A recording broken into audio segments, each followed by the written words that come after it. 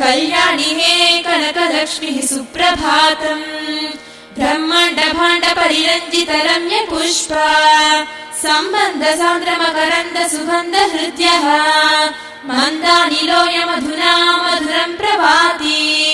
कल्याणि हे कनकलक्ष्मीः सुप्रभातम् सुप्तोत्थिताश्च सुमसारिक पक्षिमुख्याः देवी त्वदीय मधुरालय गोपुरस्थाः गायन्ति रम्यरसरञ्जित रागमालाम् कल्याणि हे कनकलक्ष्मीः सुप्रभातम्